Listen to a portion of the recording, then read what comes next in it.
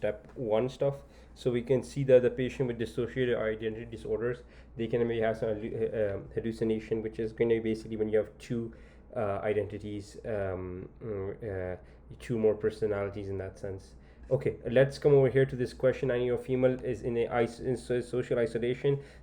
When asked about her social isolation, she says, "Who wants to be friends with me? Look ugly." So this is not, it's not schizoid. It's avoidant. You're avoiding people in that sense. It's okay. So then we can come over here into this one over here. 33-year-old male. 2 months of 2 months after losing his job, reports co-worker is spying on him. He wears, so the schizotype, he's essentially wearing very weird clothing over here. And then we can see where here patient says the staff is talking about him. A world is about to end, and he wears overcoat. This is again schizotypal. So we can see class A are going to be your weird people, eccentric, like kind of weird, schizotypal, schizoid, and avoidant, paranoid. So paranoid are going to be distrustful, hypervigilant.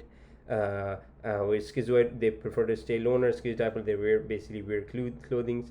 Class B is going to be histrionic, which means attention-seeking, narcissistic, which means lack of empathy. Then we have antisocial, and which is conduct disorder, which is basically you're harming the humans, animals for more than 1 year period of time. And then we can have the obsessive, borderline personality disorders can also be there. And then class C is anxious, fearful, so that's going to be avoidant, dependent, and obsessive compulsive disorder. So paranoid is going to be like you're going to be like, let's come to class B. So it's going to be the class B is antisocial, so you're discarding the violation. Borderline means like impulsive, mood, paranoia, unstable, labile relationships.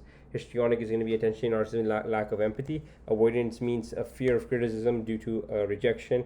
And dependent means clinging on to need of someone. We can see obsessive compulsive, rigid, controlling, perfectionist. Then we can see avoidant personality disorder, both cling to relationships and actively. And then we can see we're here some guy who's really angry. He interrogates me. This is paranoid. So this is going to be exploited grudges and questions. So that's going to be paranoid.